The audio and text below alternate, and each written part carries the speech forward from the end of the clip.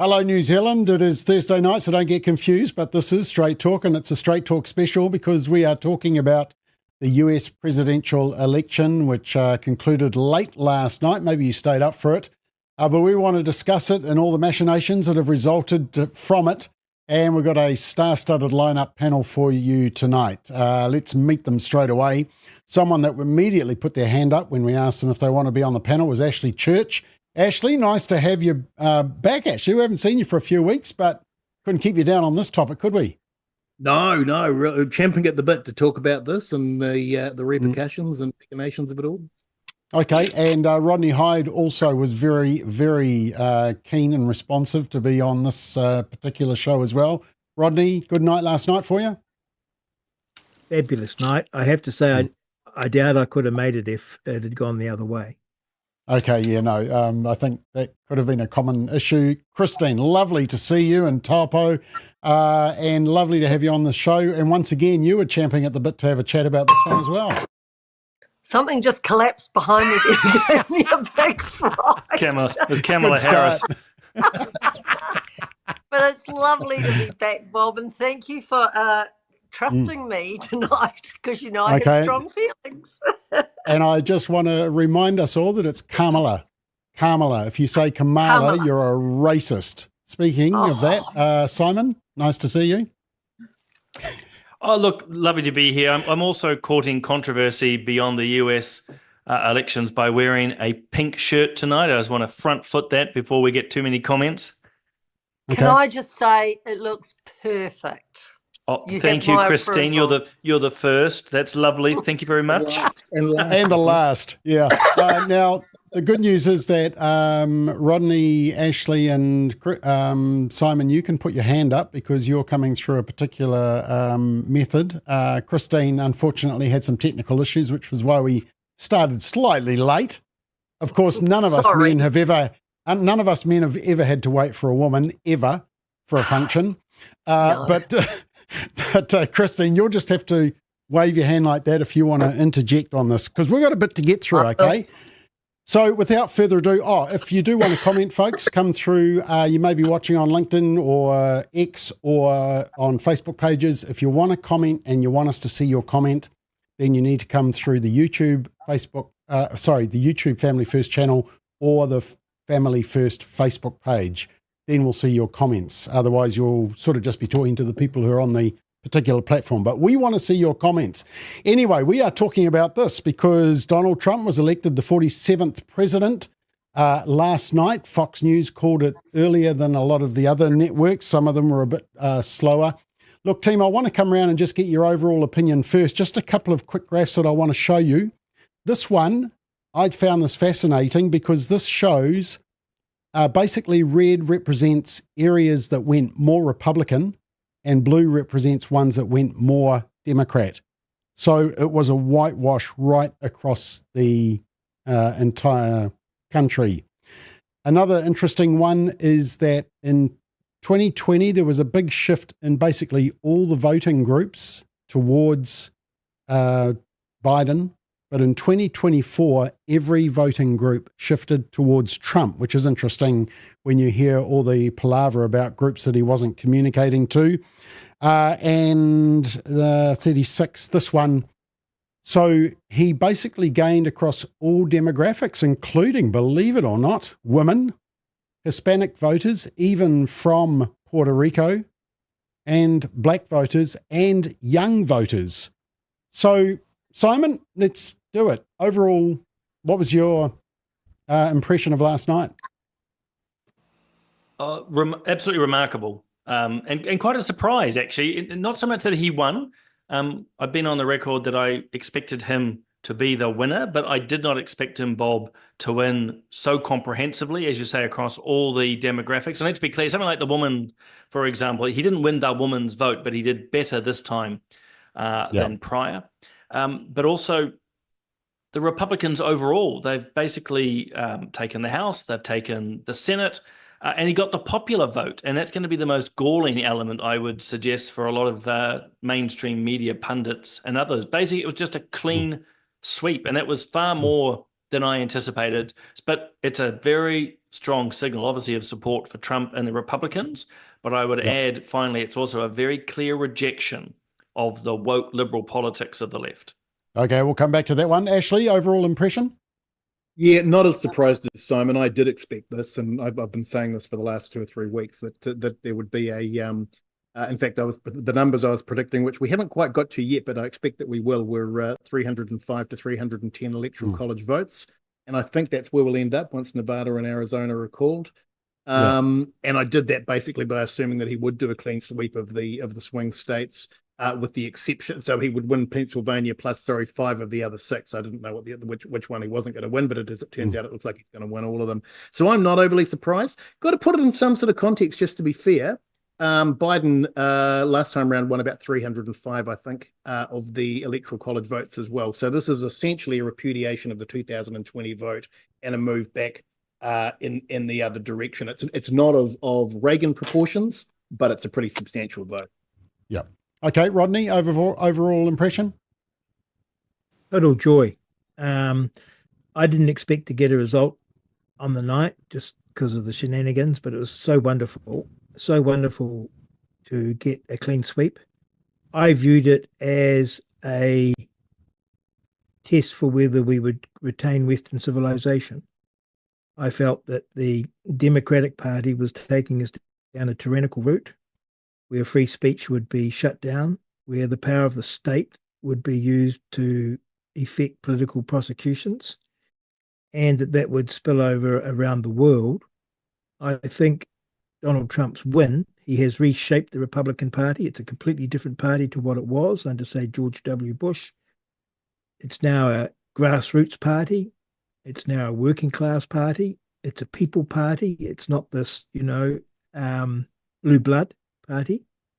I think it's wonderful. I think it's a fantastic because he's put up a radical agenda, not radical for those of us who are conservatives, but radical to where the state is as it stands. And the spillover to New Zealand and to the wider world is going to be wonderful. Just one that pulls my chain is we're going to see an end of men entering women's sports and women's bathrooms. Yeah, that's going to be interesting because in 2 years, I think it's the LA Olympics. So that's going to be a big clash happening there. Christine, what was your overall impression of the night? Look, I think the team has said it all, but for me, I knew he was going to win. I was absolutely sure he was going to win, but I was surprised with the level of the win. I was just working at it. I think it's the first time in 45 years I've ever loved red. I really, really love red because I normally really love blue, but I really loved red, and it's a very hard adjustment to make on that map. It's sort of counterintuitive to be wanting red, but I really did. And look, I agree with Rodney. I think the biggest fear, and it's sort of spread across the world, but America felt it so strongly, was that potential loss of democracy and the loss of the right to say what you feel, even if everyone hates you for saying it. It's one of the most important things in our world, and it's been at risk for a long time. And America affects the world whether we like it or not. So what happens there has a big effect on the rest of us. And for that alone, this is a great victory. Okay, let's have a look at the acceptance speeches because they were a bit of a contrast, really.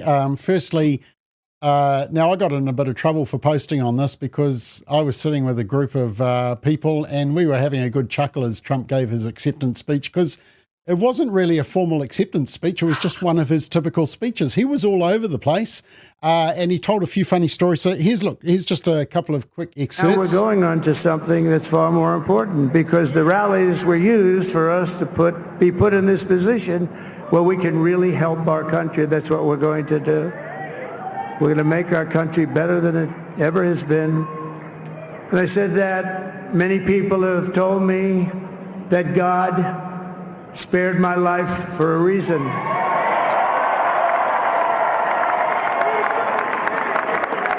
And that reason was to save our country and to restore America to greatness. And now we are going to fulfill that mission together. We're going to fulfill that mission. The task before us will not be easy, but I will bring every ounce of energy, spirit, and fight that I have in my soul to the job that you've entrusted to me by all. Okay, so, I mean, that was the formal part of it. The funny part was just sort of when he started telling some stories. Here was one little one that he told. So I took the phone down and I'm looking at the screen. I'm seeing this crazy thing that's going around and coming down. It looks like it's going to crash into the gantry. And I said, oh no. And I said, do me a favor, do you mind holding for a couple of minutes? I want to see this. I thought it was a space age movie or something. I put the phone down. Bad part, I didn't pick it up for 45 minutes and he was holding. But this spaceship came down and I saw those engines firing and it looked like it was over, it was going to smash, and then I saw the fire pour out from the left side and I put it straight and it came down so gently and then it wrapped those arms around it and it held it, and just like you hold your baby at night, your little baby. And it was a beautiful thing to see, and I called Elon. Oh, it was just beautiful. So, I mean, that was his speech. It was 2:30 a.m. and he strung, somebody said here, 2,000 words together, so give him credit. Kamala came out and sort of did a more formal one, although the interesting thing was a number of times she used the word fight, which I thought was actually illegal now. But anyway, this was a little bit of hers. My heart is full today, full of gratitude for the trust you have placed in me, full of love for our country, and full of resolve. The outcome of this election is not what we wanted, not what we fought for, not what we voted for, but hear me when I say, the light of America's promise will always burn bright. As long as we never give up, and as long as we keep fighting. Right. Okay, interesting. Christine, you saw the two speeches, I know, because you told me earlier today that you'd watched both. What was your impression? Well, Trump sounded like the prodigal son, didn't he? But I actually think there is some destiny in what's happening to him, and I don't actually think it's about him. I think it's about J.D. Vance. I really do. I think he is what the world is waiting for. I've read, I've listened, I've studied everything about him, and I am an absolute follower. I think he is to come next, and it could be sooner rather than later, because Trump's going to be such a target now, and please God nothing happens to him, but I think he's under real threat. His speech was ridiculous, really. It was entertaining at times, but it wasn't a presidential speech at all. And you have to say she was passionate. I don't agree with her at all, but she was passionate. And I think maybe for the first time she spoke for herself and didn't say what other people told her to say. And it actually was a lot more appealing. So I'm glad she didn't catch on to that earlier. But I still don't think it would have made a difference. This is somehow destiny in my book. Okay, Simon, was it a bad look that she didn't come out last night when it was kind of evident, or do you think it was fair that she thought about it? Because I just thought if she'd won and Trump had stayed away, or because didn't Hillary Clinton do the same? Yeah, I thought it actually was a bad look. I mean, I think it makes sense that she did a formal speech the morning after, but I think from an optics point of view, that Howard University or the college was emptying out in the evening. They were switching the lights off on the media and so forth. It was a bad look. Easy for me to say, but she might have just popped out for a few moments just to acknowledge something, or at least the people who were there. So yeah, it was a bad look, probably not the right choice. Personally, I thought her speech was something that Chat GPT put together. It just basically said, stitch together 50 slogans, and off she went. And if you don't mind, I mean, look, I forgive Trump a little bit, if you will. It was 3 a.m. He's just won an enormous victory. He can do and say whatever he wants. But it was quite the ramble. But you know what? It was more gracious than many of his speeches. Yeah. And so I thought that was positive, although neither side mentioned each other. I don't think Trump mentioned at all Biden or Harris, and I think Harris only mentioned Biden once. Yeah, and I think Harris said that she'd rung Trump and would help with the transition, but that was all. When she said she would help with the transition, I had to do a double take there and check what transition she meant of Trump. But anyway, to Mrs. Trump maybe. Ashley, what was your overall impression? Well, firstly, just let me say that I couldn't agree more with Christine regarding J.D. Vance. I mean, no secret that I'm no fan of Trump. But J.D. Vance, I hugely impressed by, and I think Christine's absolutely right. If he can be positioned for, incumbency beyond this term for a couple of terms, I think we've got the making of a leader in the style of a traditional American president. Trump's speech, look, it was no Mr. Gorbachev tear down that wall, was it? Or ask not what you can do for your country, but what your country you can do for you. It was a rambling mess, frankly, but it kind of didn't matter. He'd won. It was late or early, and he could probably do what he chose to. Kamala, there was shades of what had happened with Hillary 8 years ago, in that she had come into this election, I think, absolutely convinced that she was going to win. I think everybody that was surrounded her was telling her she was going to win, and I think the shock of that probably influenced the actions that she took last night for good or for bad. I didn't think her speech was particularly impressive. I think she could have said in 5 minutes what took her 15 or 20. But I have some sympathy for her in respect to the fact that I think it was a complete shock relative to what she expected the night to bring. Okay, Rodney, did you go to sleep before Trump did his speech? Did you tell me that? Oh, no. You watched it? Yes, indeed. And I enjoyed Trump's speech. He's got a different way of speaking. Yep. And he's got a very powerful way of weaving a story and holding an audience. He's the most gifted communicator I've ever seen. And the way he even told the story of the rocket coming down and being on the phone, it was like an everyday talk. It made us human. He wasn't a politician talking. He was a human being impressed by the scene, like every person that saw it was. And he told the funny story about having a big American putting on hold. It was 45 minutes because you saw entranced. And the way he described it coming down, I've never seen it described so well. But that was what we were thinking when we saw that rocket come down. I think he's a very gifted communicator. And the way he had his friends and supporters on the stage and acknowledged them, it was a humble speech. I thought it was wonderful. I never cared about Kamala's speech. I was so disgusted with her that she didn't speak to her supporters. That is a very rude, ungracious human being. All these supporters that have poured their heart into her campaign have turned up, done long, hard yards. People that are on the TV watching it because they've done hard yards in their communities, they've voted for her, they've supported her. That woman couldn't come out and acknowledge them for 5 minutes. Just turn the lights off and turn the music off and go home. She has not the guts to face up to a loss. So how did she expect to be the leader of the free world? Looking at her through the campaign, I think she was drunk a lot of the time. She came across as drunk. No, I'm very serious. I think she's a drunk. And she struck me as very much like Jacinda Ardern, just empty. Instead of being kind, she was going to bring joy. I mean, give me a break. But she struck me as like Jacinda Ardern, but stupider, which is hard to imagine, and drunk. She was terrible. It's a terrible worst campaign I've ever seen. Trump, by the way, ran a campaign like we've never seen. Didn't make a misstep. Fantastic campaign. Got a great team. I agree with people about J.D. Vance, but it's not just J.D. Vance. He's got a great team beside him. What a slick campaign that was. He has changed campaigning in the United States and probably around the world forever. Yep.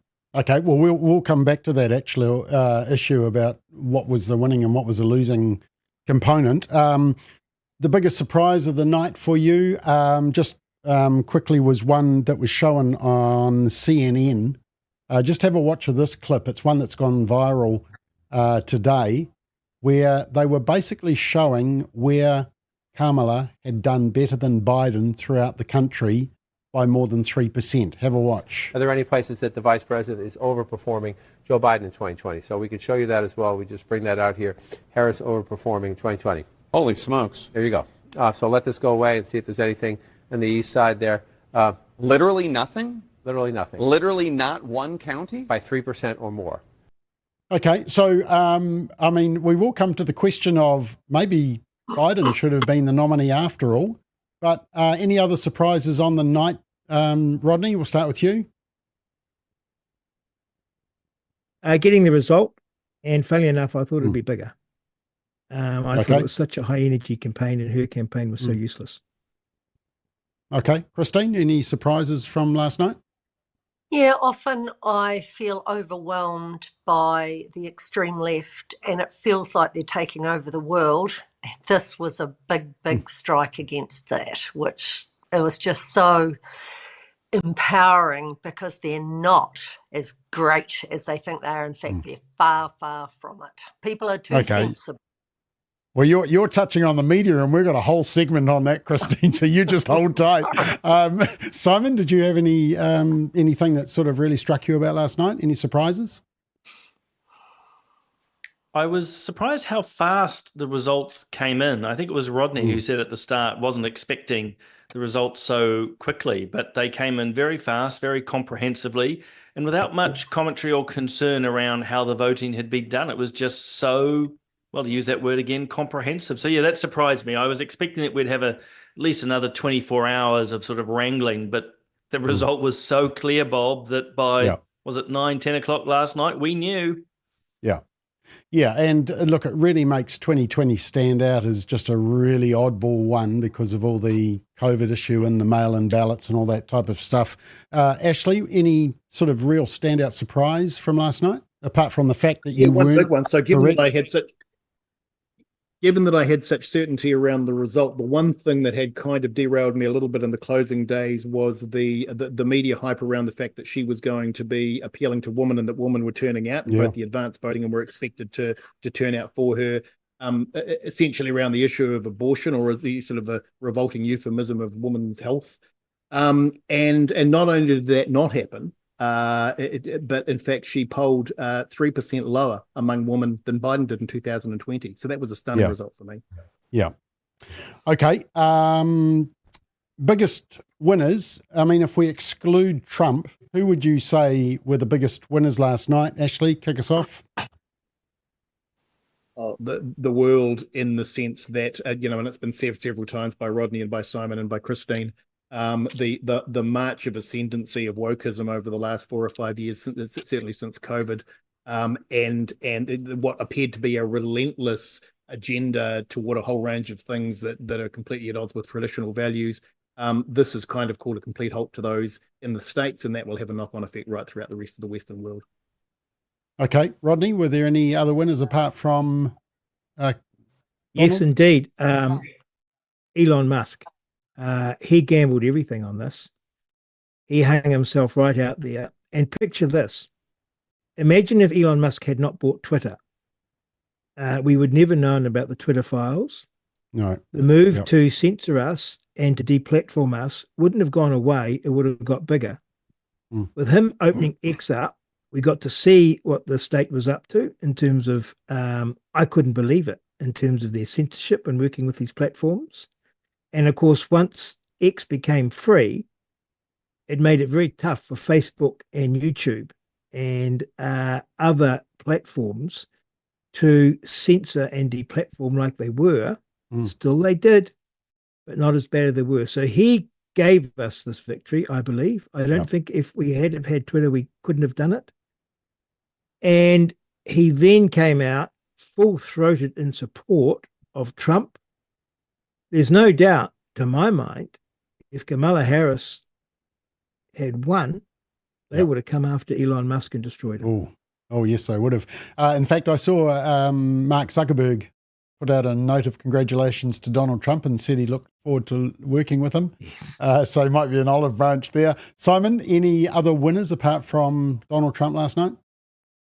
I'd echo Ashley and Rodney's sentiments, Musk in particular, but you could add in there the likes of RFK, Tulsi and others, those people who, if you will, bravely stepped forward and took the opprobrium of media. Suppose, though, the other would be the Republicans in general. And it's something I wrote about today. Trump didn't just win. the Republicans have taken the House, kept the House, and they've got a stronger majority in the Senate. And ultimately, that actually means that the legislative and executive branches are aligned. And I think the American people in the world will see a lot of policy change because it's aligned. Things will move very swiftly and quite dramatically. So I think that's a big win.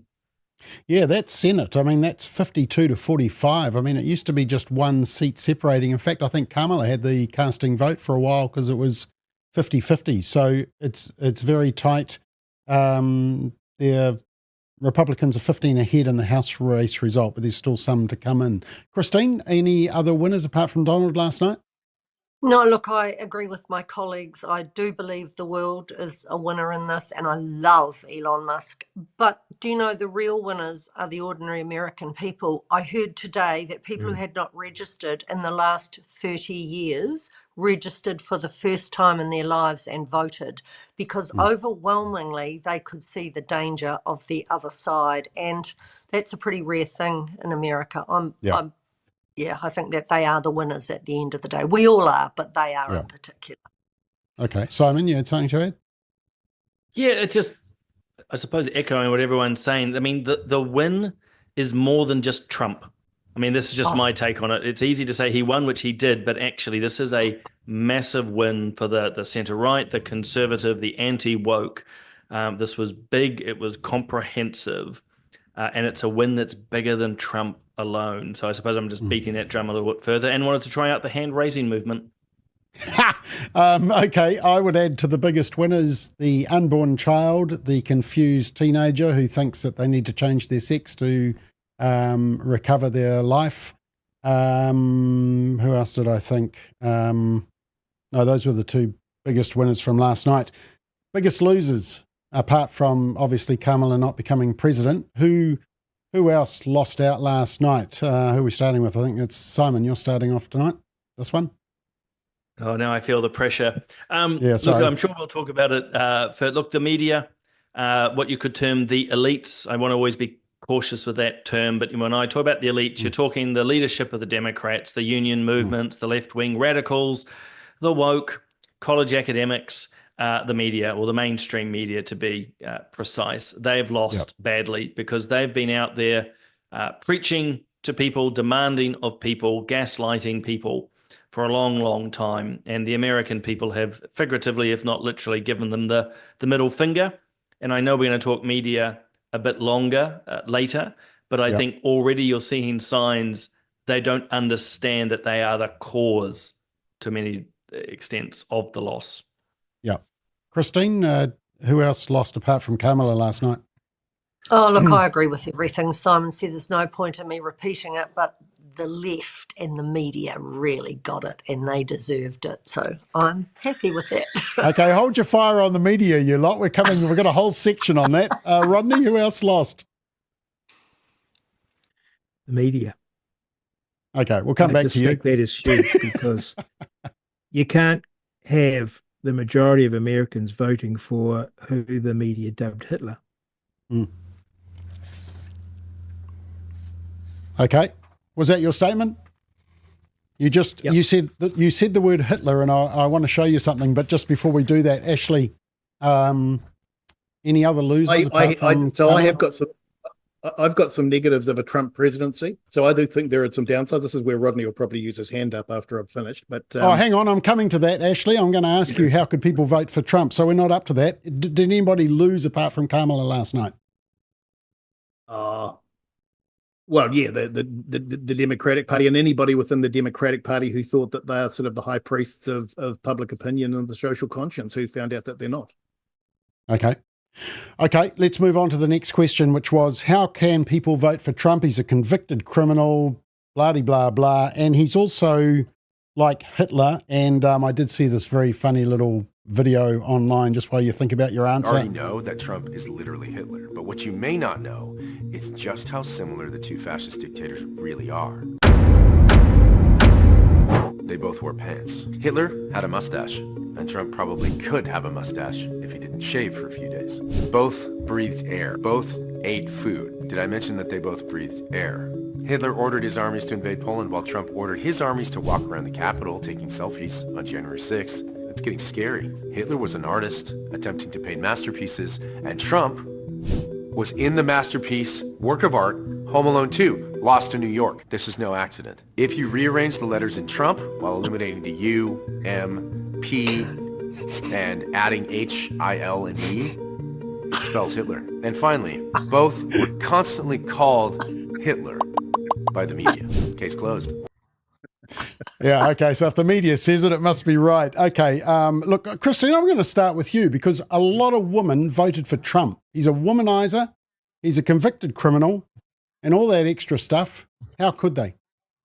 And, you know, all of that's true. And there are so many things about him that I don't like because I don't think there's anything ordinary about a lot of the stuff he's done. I also believe, though, that a lot of it has been exaggerated. Some of it's been fabricated. Some of it's been exaggerated. And people believe what they hear on the surface. And I know we're not allowed to talk about the media until it's time, but they play a huge role in this. I know people who just parrot back what they've read somewhere. They've never really looked to see if he's been framed in any way. And I do think he has been. Everything he's ever done has been taken, and it's been taken to the nth degree. If you look at Biden, there are a lot of question marks about personal behavior with Biden. Did it ever get anywhere? No, it didn't. But there's a lot to be concerned about. Mm-hmm. And if that, you know, because that was Trump, it was exposed out there.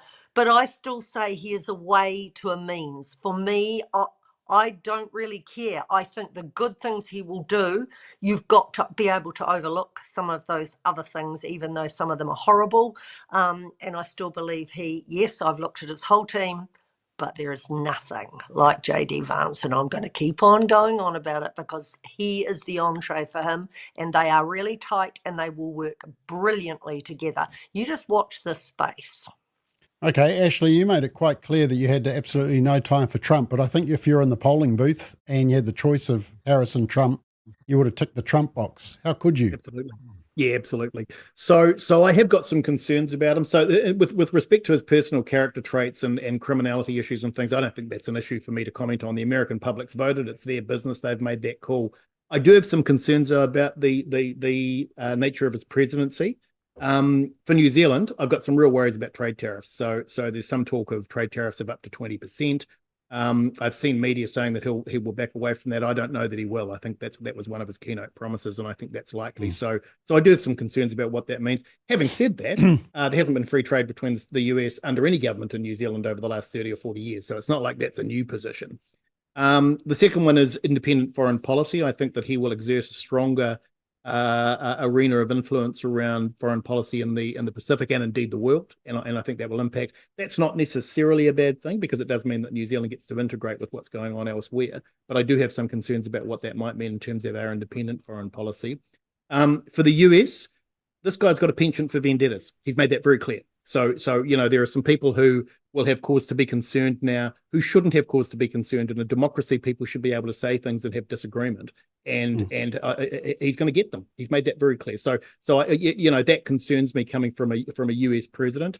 And also, I don't think he's averse to abusing the Constitution if it suits him. So I do think Americans do have some cause to be concerned about what might happen over a 4-year term of Trump, particularly given that this is going to be his last term. So there is a finality around the things that he does and the immediacy and need to get things done quickly. In terms of the world, Ukraine's got cause to be concerned. He's made it very clear that he's going to not to fund the ongoing effort to support the Ukraine. That should be a worry to the whole world. And related to that, and the reason that he's taken that position is his cozy relationship with Putin, which worries the hell out of me because Putin's a bad man, and Trump's made it pretty clear that he doesn't regard him as a bad man. So I have some real concerns about Ukraine and what's likely to happen with Putin over the next 4 years. The flip side of that, he's a huge supporter of Israel, which obviously I'm delighted about, and we're likely to have a much clearer and more consistent policy with regard to Israel from him. And finally, he's just unpredictable. And, you know, I know there's people who will say, look, there was all these things that we were concerned about in his first 4 years that didn't happen. I accept that. But there is still that aspect to him where he can change his position on things in a way which is quite dramatic. So I do have some concerns. I think there are some negatives that the world needs to be concerned about. Okay. Simon?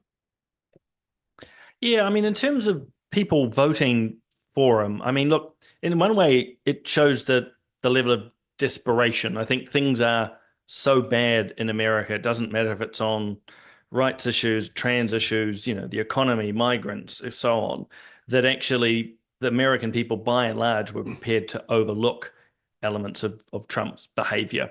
I think there is actually a little bit of truth, too, of this being overcooked. I actually echo what Christine's saying. I mean, we saw Biden weaponize the judicial system, and not just directed at Trump, but, people they did not like. And so I think a lot of Americans took that into account. The other thing is, and it's Rachel, as in my wife said it to me too, you're not voting for your Valentine. At the end of the day, you don't have to like Trump. And I mean, a lot of people seem to get, I'm not saying this panel, but a lot of Kiwis and others get caught up about liking Trump. Who cares?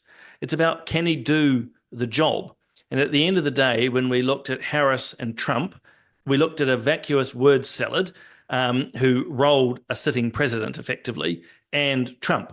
And so we went, right, what's the lesser of two evils? If I had to be a little bit crude about it. I'll just finish on this because I sort of agree actually with a lot of what Ashley said. There's good things that Trump will bring, but there should be a number of red lights as well. That the mad dog behavior does have a certain, cachet in foreign affairs. It can work to a degree, but it's also very problematic. And that 20% tariff stuff for New Zealand, we're small fish, Bob, to Trump. He doesn't care who's in our leadership here. He pretty barely thinks about us. So that's going to be a big, big challenge. But I will just echo, as I wrote this morning, it's not as if Trump's the only one in this space. Biden has not done anything to help New Zealand or a free trade agreement. Hillary Clinton was not going to do anything. Harris was not going to do anything. So Trump's not alone in that space, but it is a problem coming for New Zealand soon. Okay, and if you missed that, Simon just did a sneaky little advertisement for his Substack. He is on Substack, and I will invoice him for that free ad.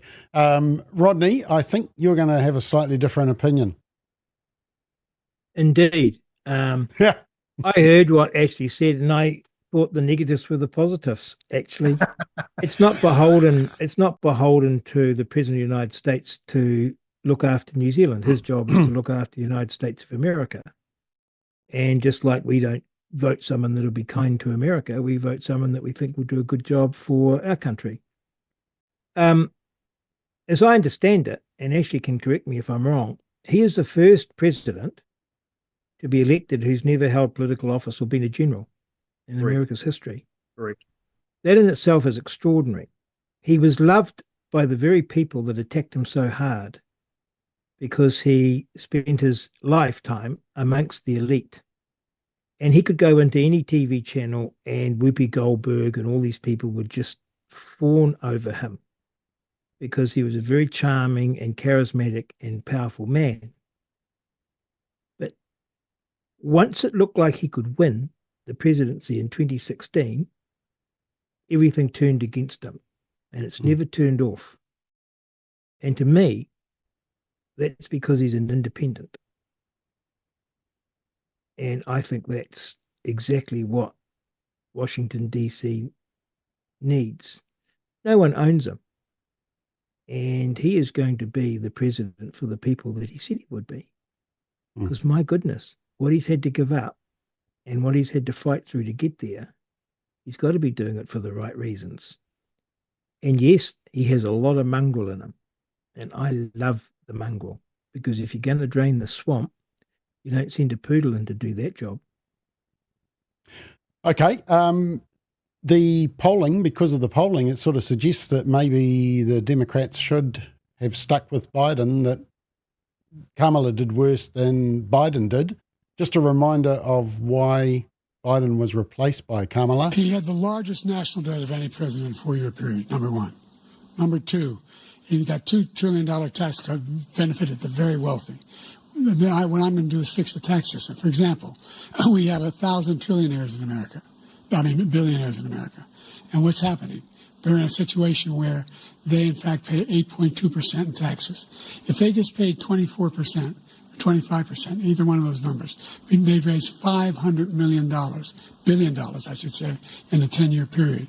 We'd be able to wipe out his debt. We'd be able to help make sure that all those things we need to do, child care, elder care, making sure that we continue to strengthen our healthcare system, making sure that we're able to make every single solitary person eligible for what I've been able to do with the COVID, with dealing with everything we have to do with, look, if we finally beat Medicare.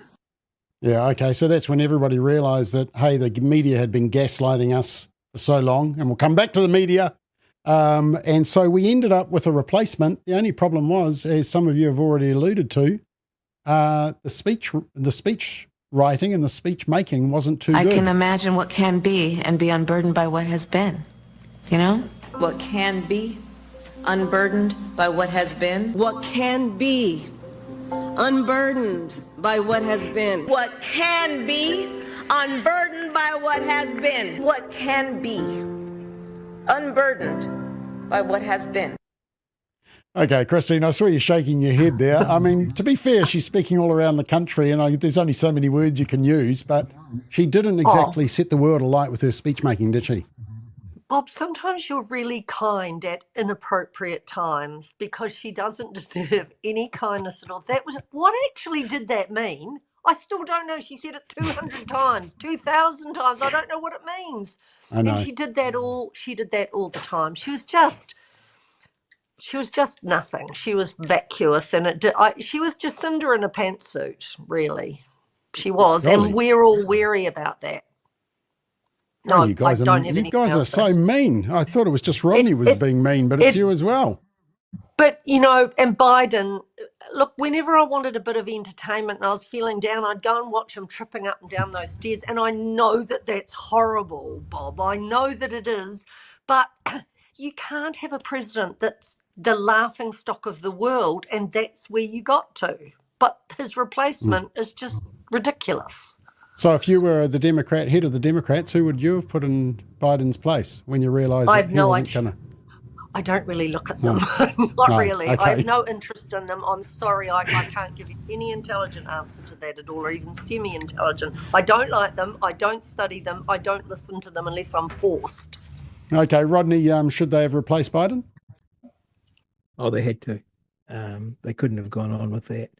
And they hoped to get like the Jacinda effect. Elect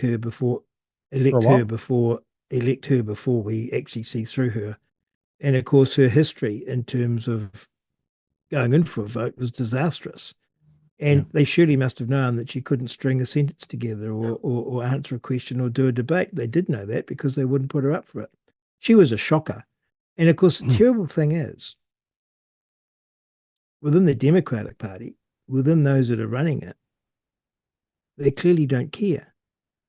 In fact, I think they prefer Biden and they prefer Kamala because they're literally puppets behind whom there's someone making decisions. We don't even know who's running America. At least with previous presidents, you know that there was some direction and leadership, whether it be Obama or, George Bush or Reagan. You know that the buck stopped with them.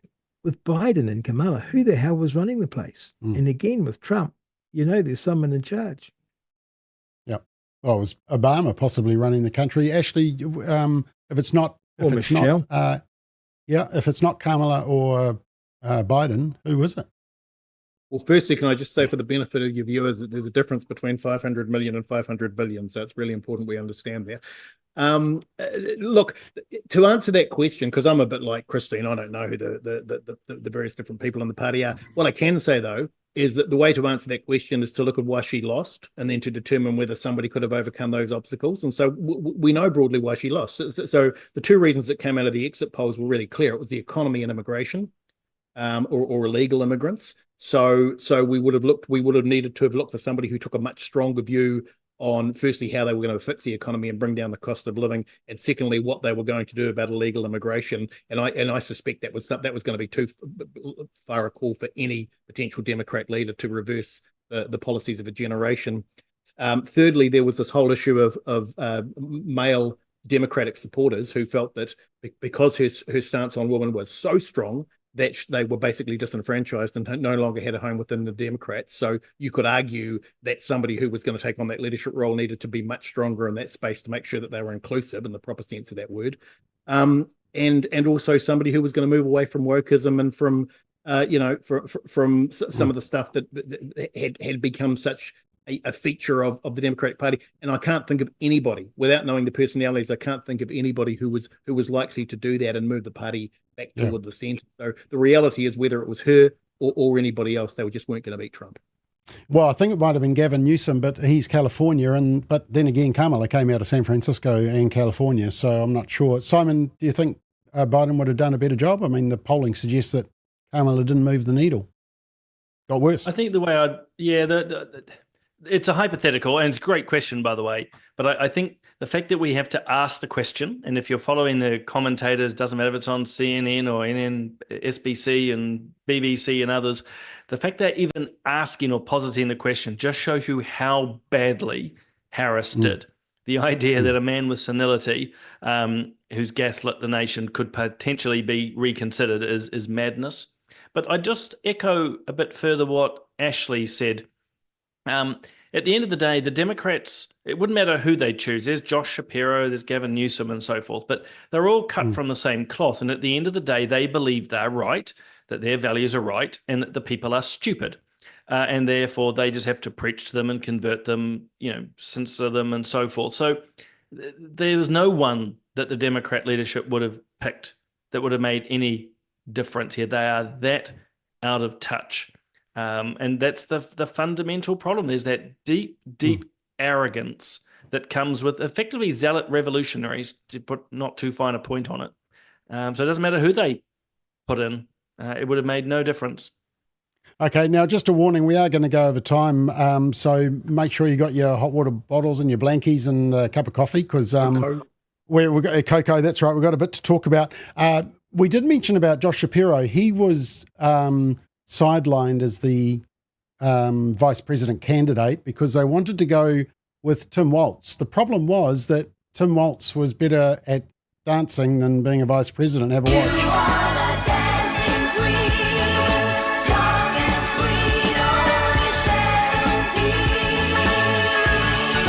What a funny wave.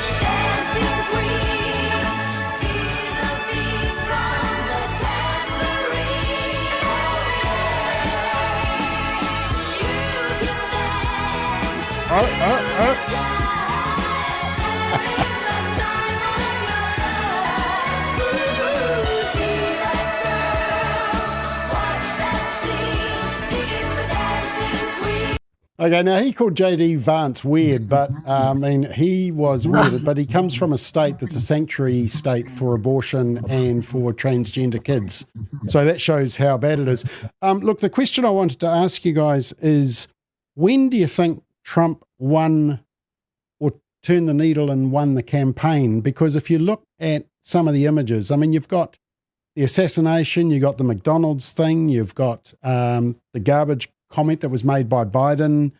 And of course, there was a whole lot of memes that came out of that. There's this one, the Lego trucks of McDonald's, and that you can get now possibly. This was a meme going around today. It's time to take out the trash in Washington, D.C. And there was also this clip, which even though he was, well, you could say he was making up stuff, but he was making a deeper point that everybody knew what he was talking about. Springfield, they're eating the dogs. They're eating the cats. They're eating the pets of the people that live there. This guy made millions from this. They're eating the dogs. They're eating the cats. They're eating the pets of the people that live there. So I didn't actually put that question in your run sheet, but I'm just keen to know very quickly, when do you think that it tipped in Trump's favour after Kamala went through kind of the Jacinda effect and the bubble burst? Christine?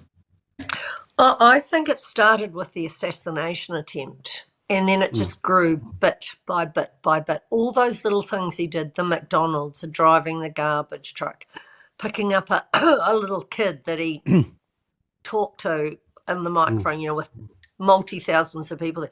He just kept doing really entertaining little soft, warm things, funny things that made people see him differently. But I think the assassination attempt was the turning point, and it just grew and grew and grew and grew.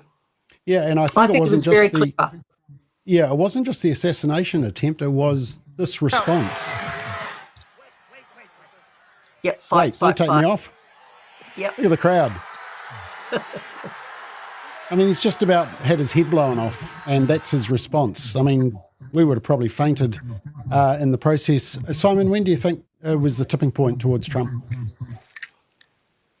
I'm going to throw you a curveball. I actually don't think it was any of those things. I mean, they all helped and contributed in many ways. I think why he got there is he was speaking to the issues day after day that mattered to Americans. So he talked about the economy, he talked about immigration and law and order. So that's, for me, what did it. So there wasn't really one moment. And in some ways, that's what the Democrats misunderstood. They thought that if they could put the right-looking person in, you know, say a few lovely little speeches, dance like Tim Walz, that all of a sudden they could change minds and hearts. But that doesn't work that way. So yeah, there was no one event. It was just a consistent message to the topics which mattered to Americans. Ashley, do you think there was any tipping point? I do, but if you compare it to New Zealand, if you think back about 2 years into Labor's second term here, the seeds of their defeat were already laid, and so there was some tipping points and things that happened in that second year that basically meant that the chances of them pulling back and actually winning the election in 2023 were almost impossible. I think the same's the case here. I think that this thing was pretty much in the bag for Trump a year ago. There was a little bit of a speed wobble when they changed the leadership and took Biden out and put Harris in, where for a short period of time, I think the public was prepared to say, okay, we'll have a look and see whether she's prepared to address those issues. But given that those issues were very clear in the exit polls, illegal immigration and the economy, it was pretty obvious within 2 or 3 weeks of her taking leadership over that she wasn't going to be able to solve them. So the seeds of this go back, I think, 12 months. And Rodney, any tipping point, do you think? Every one of those steps was a step on the way to the victory, including going on Joe Rogan for 3 hours. But the assassination attempt and the way he responded to that was magnificent. But I'm with the story that it was like a train. We all love a comeback story and redemption, and Americans more than most. And he delivered that in spades. But there's a bigger issue here, and Simon alluded to it, and it's cultural. What we discover with the left, and we observe with the left, is that they hate people. They actually hate them. They hate the voters. They don't like the voters. They're not comfortable around voters. Helen Clark epitomized that to me. She despised talking to people. She hated it. She wanted to sit around with her lovelies and discuss policy and polling and target groups and going for this demographic. Obviously, you've got to have a mind to that if you're a politician. But there's something about successful politicians like John Key, but exemplified brilliantly with Donald Trump, who's a billionaire real estater from New York. He actually, you can see, loves people, and he listens to them, and he understands them. And apparently when he's building buildings, he's the first one there in the morning and the last one home at night. And he talks to the guys that are building the building. And he listens to the concerns and he understands them. And that's what this campaign was about to me. He actually connected and listened to people. That's why he could be successful as a TV host on The Apprentice, because he can talk to people. The Democrats can't. And I don't believe anyone in our current parliament can talk to the people or even like us. Donald Trump came across as liking the voters. He liked you, and he could honor you, and he could represent you. Who have we got in our parliament that can do that?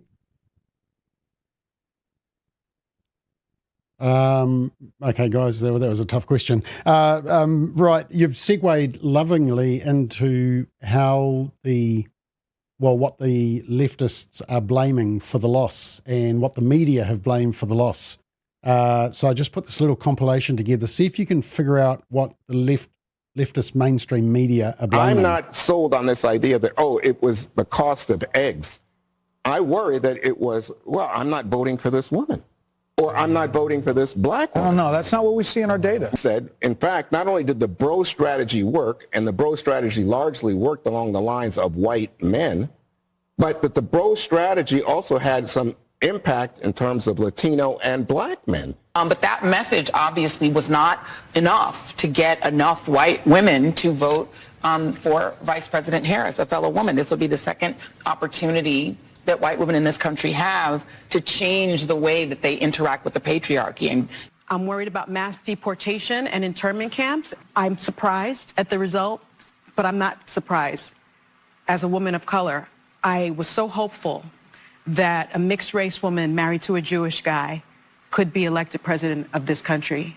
And I think that it had nothing to do with policy. I think this was a referendum of cultural resentment in this country. I just say really quickly, too, Democrats need to be mature, and they need to be honest. And they need to say, yes, there's misogyny. But it's not just misogyny from white men. It's misogyny from Hispanic men. Right. It's misogyny from black men, things we've all been talking about, who do not want a woman leading them. Might be race issues with Hispanics. They don't want a black woman as president of the United States. I think this is a big, huge part of the story that it's hard to even digest fully at this moment. But you have Elon Musk, who owns Twitter, X, whatever we're calling it these days, X, who is a disinformation propagandist. I think we need to start saying out loud that, what is different between Joe Biden and Kamala Harris. Everybody thinks they're exactly the same on policies, but one is a woman of color and the other is a white man that everybody was really comfortable with. If she were a 6'4" white man from Arkansas or from, Florida, and she ran a good middle-of-the-road campaign talking about reaching out, do you think she would be losing by that much? If she could chew tobacco and carry a shotgun and talk about football and be a guy's guy, I mean, you tell me. That news is, to say the least, a lot to digest. I understand that personally. This is a man who's also bragged about overturning Roe v. Wade and stripping away women's bodily autonomy. Whew. Okay, so basically it's racism, misogyny, intersectionality, critical theory. Simon, I mean, that was just classic critical theory, victim blaming for losing an election because you weren't good enough. Yeah, look, absolutely. I mean, it had nothing to do with her being a woman or a woman of colour. She was completely, to use a word that's been used a couple of times, including by Christine and myself, it's vacuous. She was absolutely vacuous. I have no doubt the American people would be more than happy to vote in anyone, woman, Latino, black, you name it. It's not really a problem. I don't sense that issue in America. She was useless in the same way as Hillary Clinton was useless. And so it's got nothing to do with her gender, or rather her sex or her skin color. But the other element to it all, Bob, is it's just illustrative of the media and those elites completely unable to realize that they are actually the problem, or their views, which do not resonate. So they're going to keep reaching for excuses to blame the voter, because right at the heart of that, they're insulting the American people. They're basically saying, through all those clips, they, the Democrats and their mates in the media, that the American voter are stupid, that they are deplorable, that they are garbage, they're misogynists, and they're racists. And then they're dumb enough, if I might sound a little bit angry, to wonder why they lose so comprehensively in elections like this. Christine, I mean, is it surprising that you've got some intersectionality there? I mean, woke, I mean, she's, a black woman. Why can't she get voted in? I can't sleep after these things, and you made me so mad showing those skin snippets that I'll be awake until 2:00. I'm so mad. I'm gonna text it to you. Don't you dare.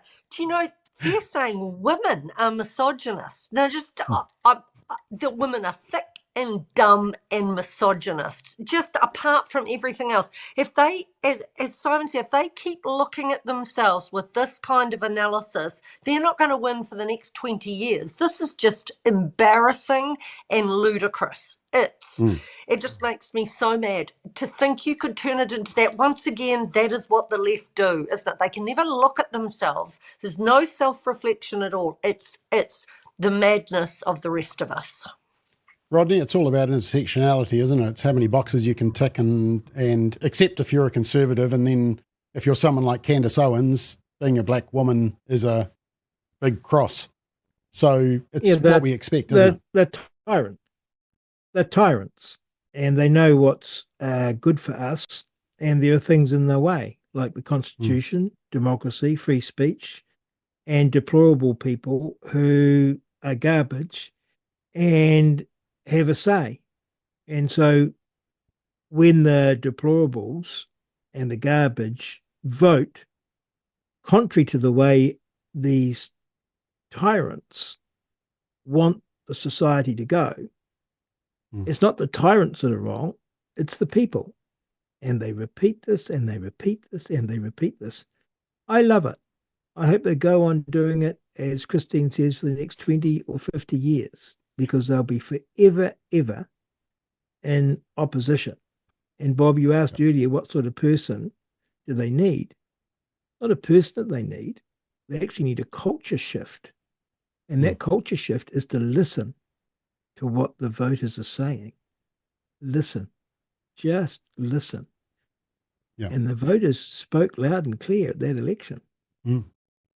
Ashley, I think the reason that Josh Shapiro wasn't considered as a vice president nominee and ahead of Tim Walz was because he was Jewish, and so he didn't tick one of the intersectionality boxes. Was that correct?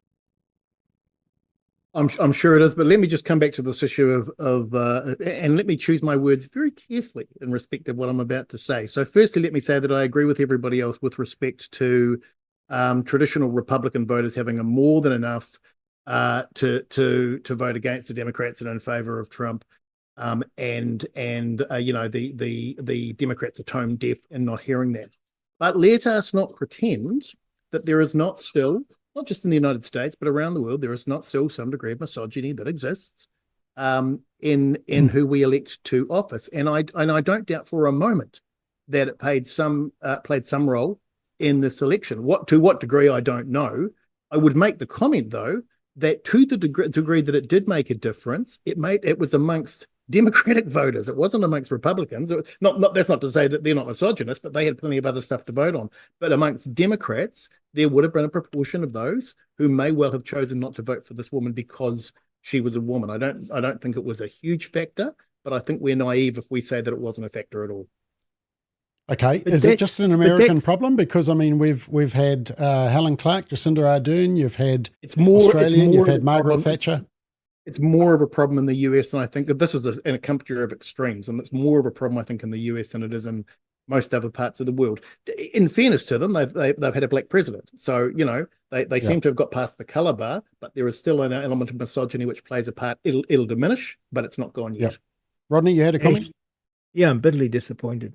No matter how you frame that. Sorry, Rodney. Okay. Here's the grim situation. Men and women are different. That's true. And yes, of course, women can put their hand up and stand for places, but we can also look at a woman and say, I don't think a woman on average is up for this. Now that's going to get labelled as misogyny. No, it's not. Actually, it's pointing out the differences. We have remarkable women in history who were great leaders, Margaret Thatcher being amongst them. Helen Clark was a tough person. Not sure she was quite the feminine person that you'd expect to be a typical woman, but she was strong enough to be a leader. But that's not misogyny. That's actually making a decision, and women do this, about who you see as the tough person and the protector. And it's very often in life that when we want to see a tough person and a protector, it's actually a man that steps forward for that role, quite rightly so. And so it's only natural that you would be leaning towards a man Is that misogyny? No. It's actually understanding the differences between men and women. And the level of aggression that you need in politics and leadership, particularly when you're on the world stage with tin pot dictators, is quite something. Can women exhibit that? Of course they can. But it's oftentimes the men that actually have that aggression, for better or for worse. And so again, is that misogyny? No. It's recognizing that there are differences between men and women.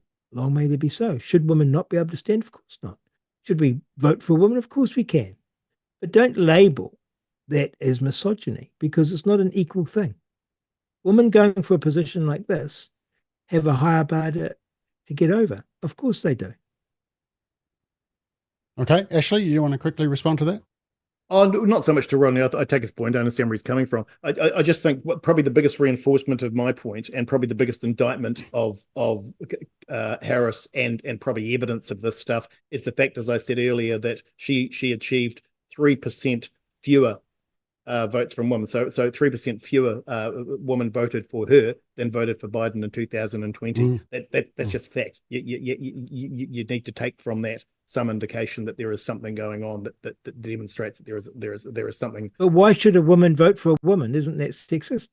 Well, no, it's not. But the point I'm making is that she went into the election basically claiming that she was going in for a woman, that she was fighting for women's health and all those other things. And women don't want to be patronized. Yeah, I don't know if you can generalize it quite that way, but I understand your point. Okay, well, look, I think I might have an answer for you guys. And firstly, so because you've segued once again nicely, thanks, team, into this little clip I want to show you, because the Washington Post wrote a very interesting article this morning that was covered in the news media. Let me just show you. The Washington Post, Matt Bai, writes in part, I do think the prosecutions fed a narrative of Trump as a victim.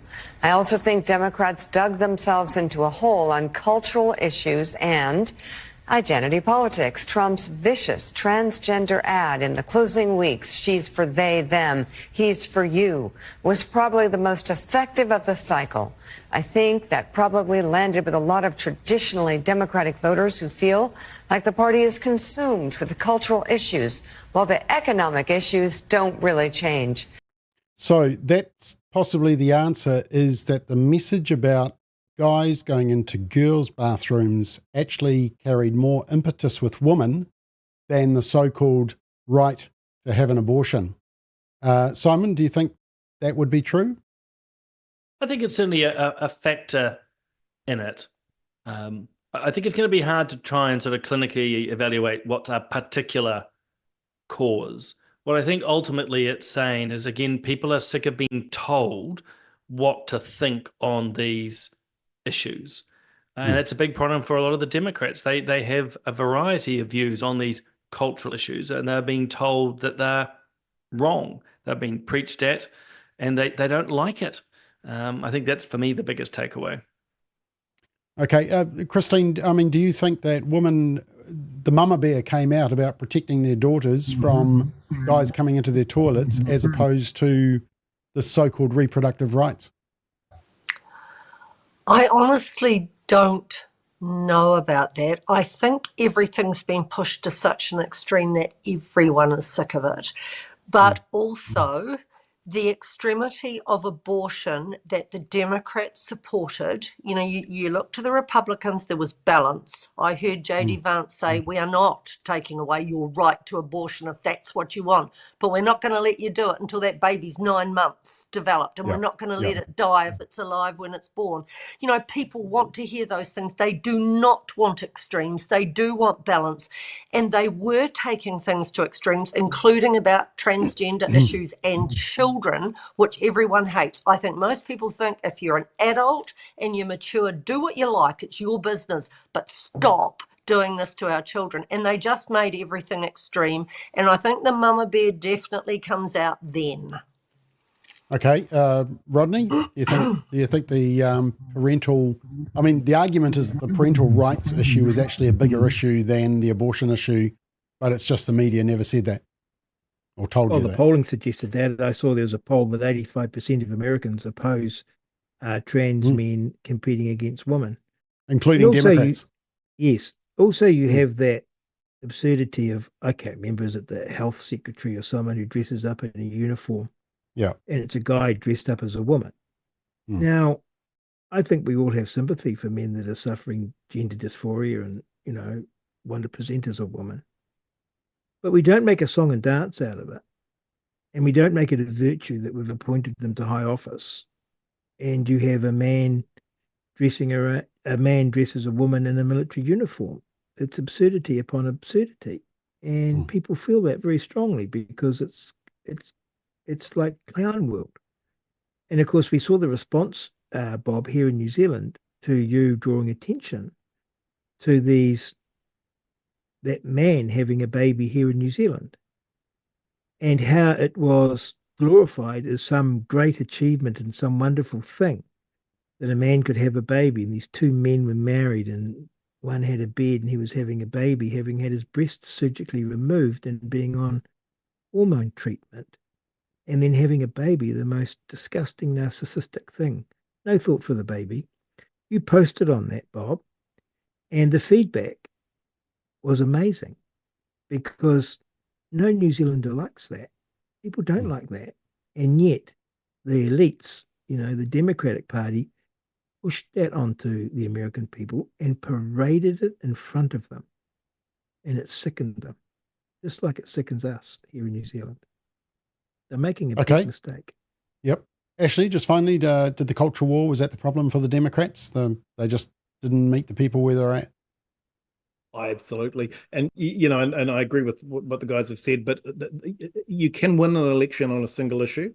You got to be very, very sure of your single issue. And the single issue that these guys picked was around abortion. And they banked on the idea that there was going to be, mass support for the Democrats on the basis of what a Trump presidency would mean to abortion. And that didn't pan out because it wasn't the single issue. It wasn't the single issue. And it wasn't true, Ashley, was it? Yeah, no, exactly. Okay, well, you've segued. Just two quick issues before we finish with our big issue of the media coverage. And that is firstly that there were referendums on two of these issues. One was on the cannabis referendum. There was cannabis referendums for legalization in 4 states, Florida, North Dakota, South Dakota, and Massachusetts, and they all lost.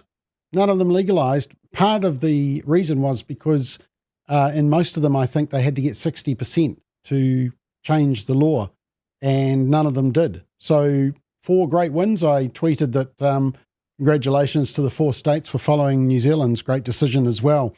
But abortion was also on the ballot. Now, on the left-hand side are more abortion, and on the right-hand side were measures to have less abortion.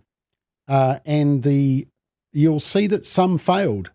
So there was 3 states that failed on the left-hand side, which is good.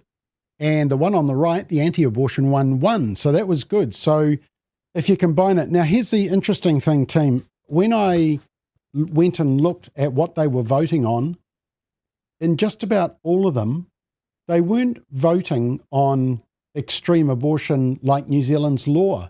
They were actually simply voting, for example, in Missouri, for until fetal viability or to protect the health of the mother. So fetal viability is restriction around 22, 23 weeks.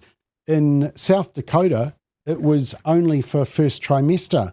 One of the other states that passed, Arizona, was to allow it only up to 23 weeks. Now, that is not as extreme as the New Zealand law.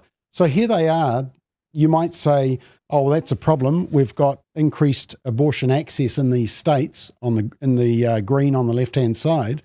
But in fact, they're still not as radical as New Zealand's abortion laws. So I guess we just come back to that question, and that is, was the abortion issue a good one for the Democrats and for Kamala to constantly talk about, and in fact for the media to talk about as well? Rodney, I'll start with you.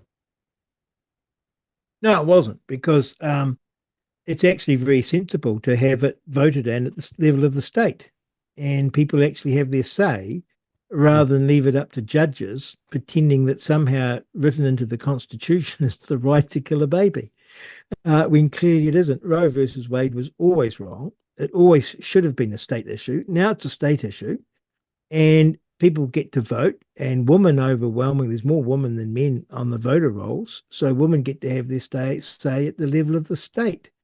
And actually, there'll be different states, different rules, but it can be debated and decided politically. They'll never have the answer that would satisfy me or probably this panel.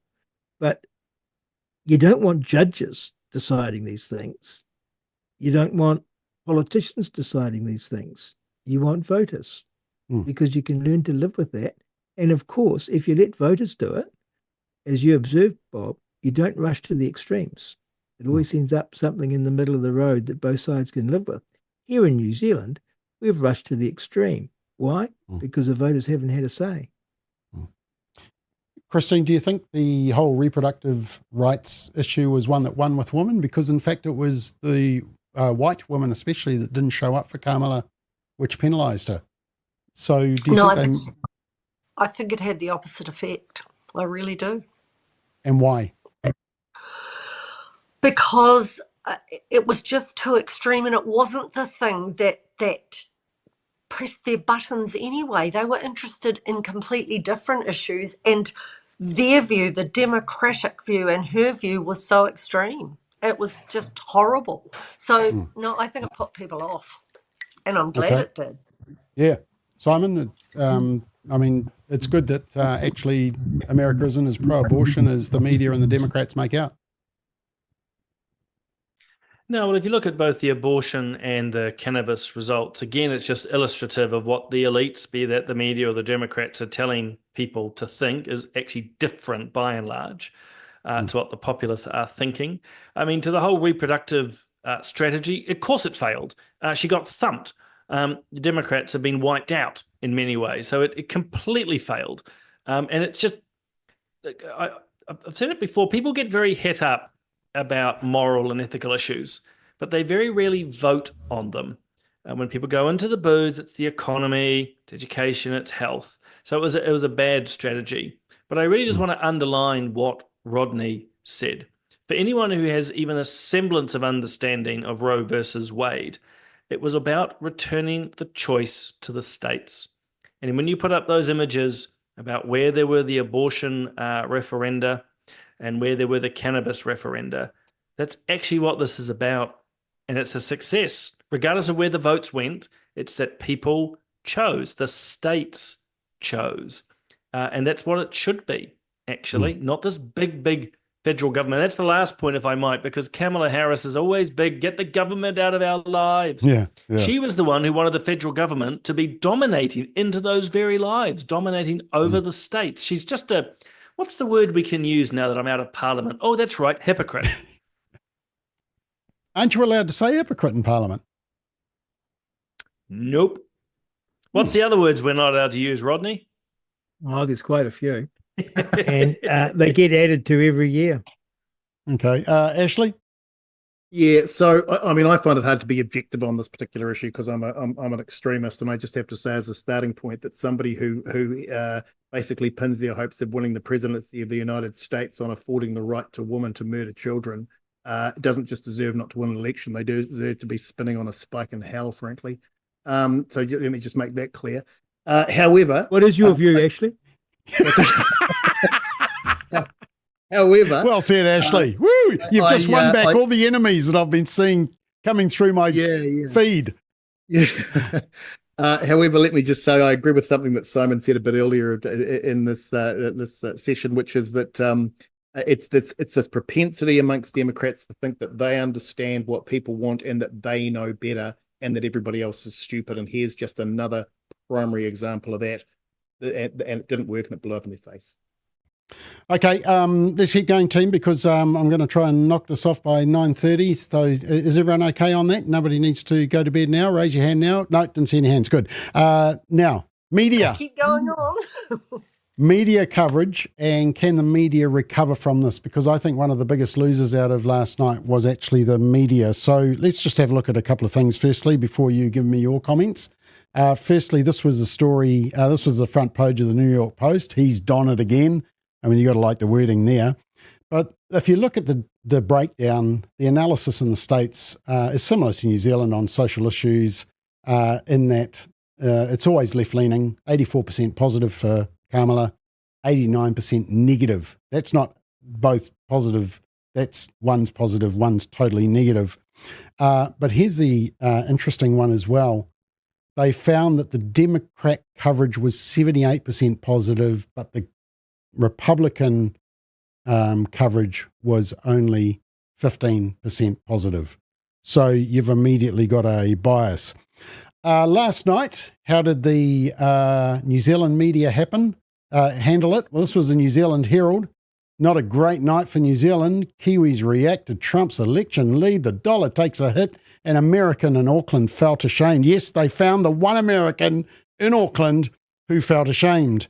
And then there was this story inside Kamala Harris's grim election night party. Not a great night for New Zealand. That was the Herald again. Then today they had expert, and we all know what an expert is, Matthew Hooton, saying that America is entering the most dangerous period since 1861. I don't think he was even born in the 19th century. And then we had a note of defiance from Kamala. Look at the stories there. Trump has won. If you don't know what's in Project 2025, now's the time to find out. Trump, actually, I've got a great Project 2025 thing to finish with. Remind me. Trump wins and people are Googling moving to New Zealand. Dear Americans, don't come here if you're leaving for that reason. And this was the 3 News coverage. Have a listen to especially the end of it. Plenty of fireworks there today as Trump has blazed his way to an early lead. Andrea Vance reports from the US. Two complete opposites in their politics, how they Have a watch of campaign this bit. and how they throw a viewing party to mark the end of polling day. Donald Trump with this muted affair at Mar-a-Lago Muted at in Donald Florida. Trump's. Supporters donning Trump's signature red hats. Trump himself reported to be watching nearby with his closest friends and family, and Elon Musk. Now watch Meanwhile, Kamala's. in Washington, D.C., a very different vibe. Oh, it's a winning party. Kamala Harris holding a watch party at Howard University, where she once studied, with performances on stage and an energized audience. And Okay, whatever now the watch the results, wrap-up. Voters in the US will make history. Trump is ahead in the Electoral College, and he is also ahead with many of the swing states. Whatever happens, America tonight will either elect its first female president or its first convicted felon. Lovely. Right. Did you write that script, Ashley? No, but it was very easy. Ashley, what do you think of the media coverage? I mean, I think that the biggest losers last night were actually the mainstream media because they gaslit us, all of us.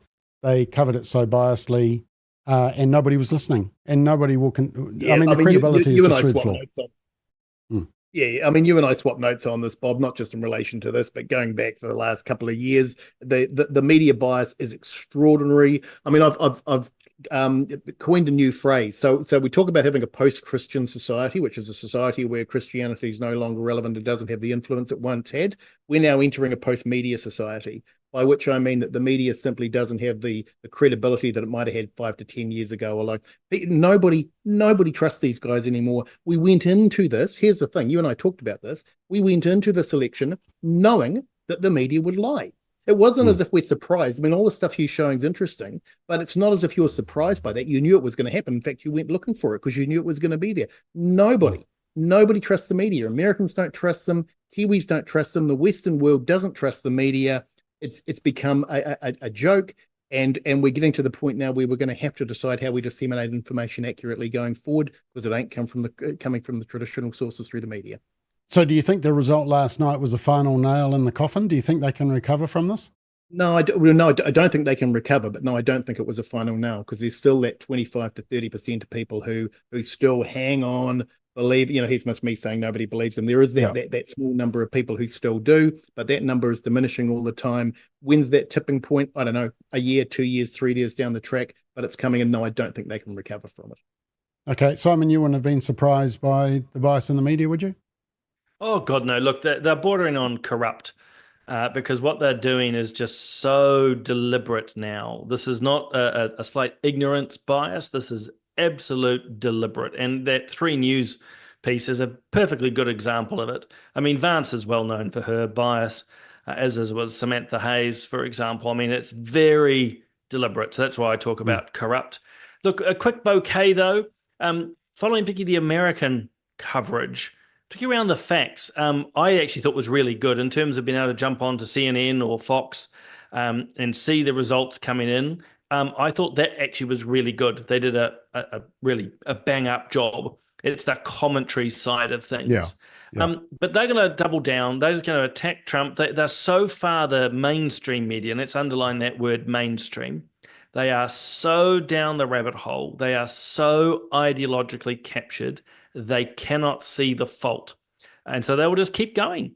But we can see the trajectory here in New Zealand.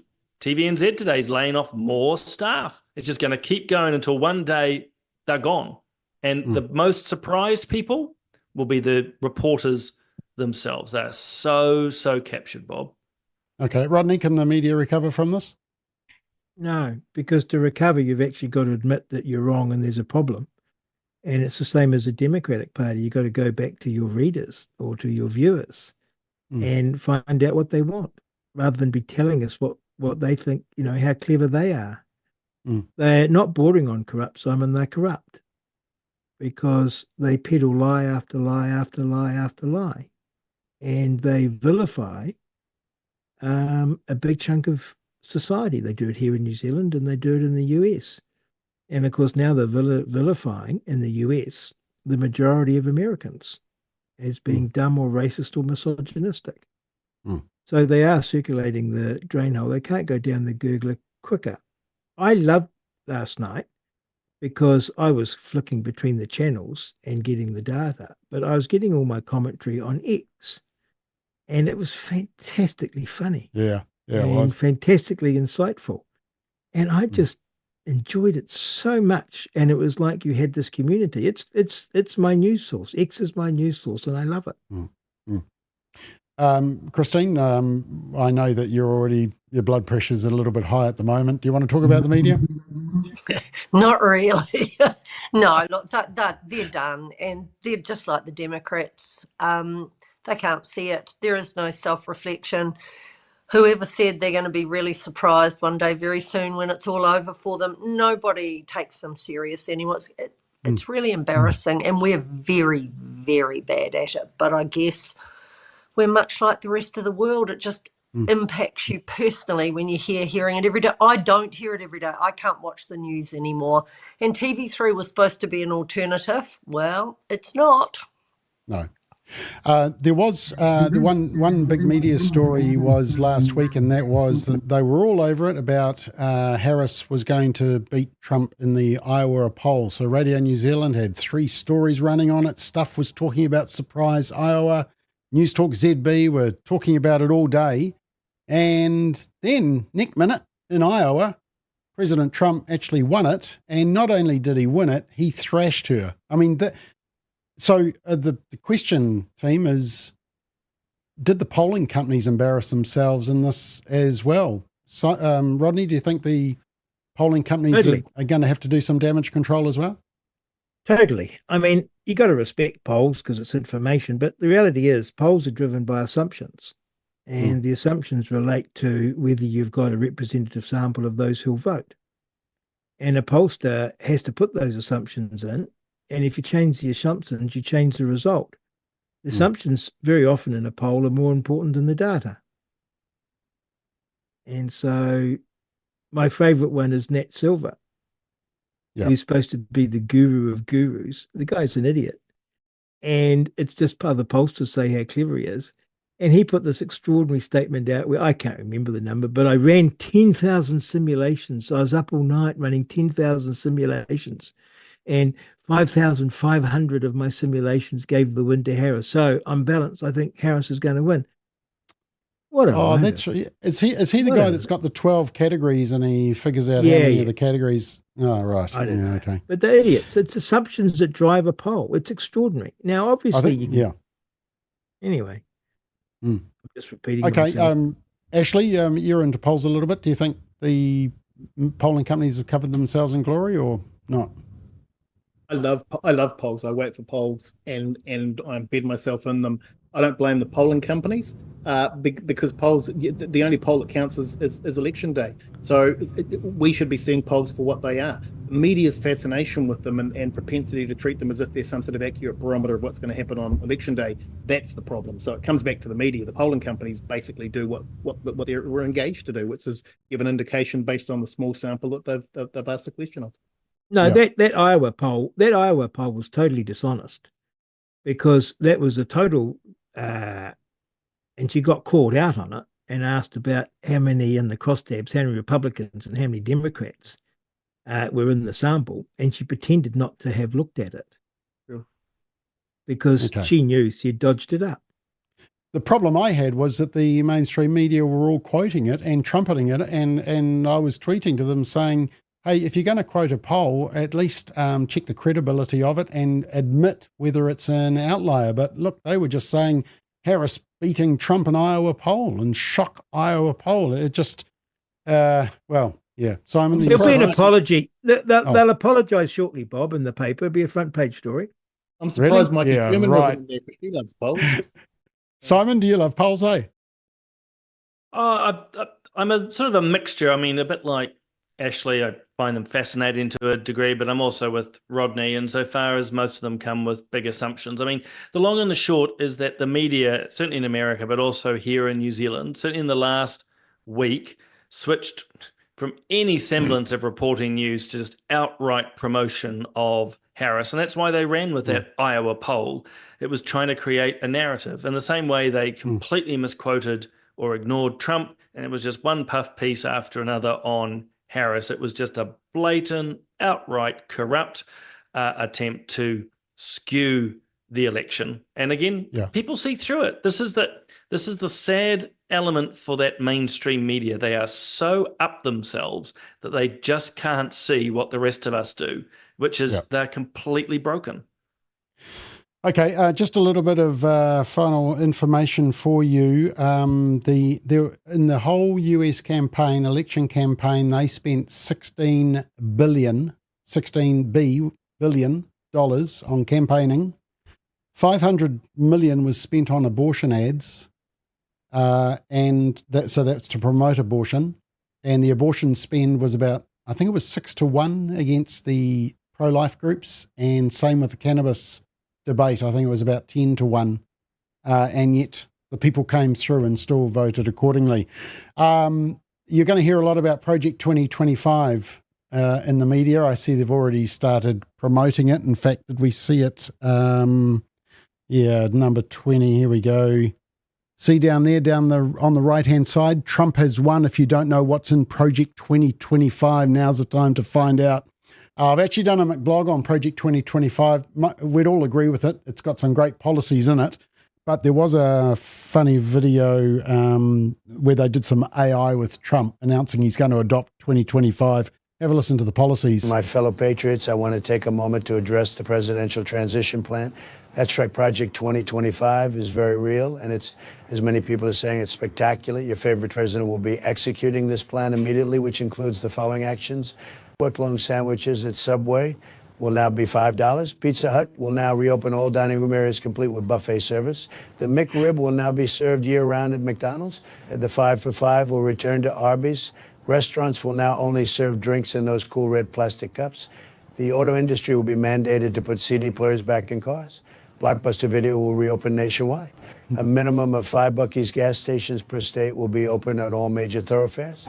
And that is just a teeny tiny sample of the great things it does. I honestly wish I would have heard about this plan sooner. Thank you very much. Now it's time to start the work of making America great again. Okay, the AI is just amazing. You've got to really make sure it's not the real thing. But anyway, team, we are well over time. Thank you for everyone hanging in there. Just to let you know that it's been our biggest online live audience that we've had for Straight Talk. So it must have been all you good-looking panel. Christine, I would suggest having a herbal tea after watching that media coverage before you go to bed, just to calm I have the nerves nothing else down. that's herbal. Nothing else is verbal in this house. Yeah, I don't want to hear any sort of pungent smell coming out of the house in Taupo. Rodney, thank you very much. Great job as always. Ashley, nice to have you back and good to have your input. And Simon, well done. Great job. Thank you, team. We will be back on Monday night for our normal Straight Talk panel. Until then, you have a great night and a great weekend.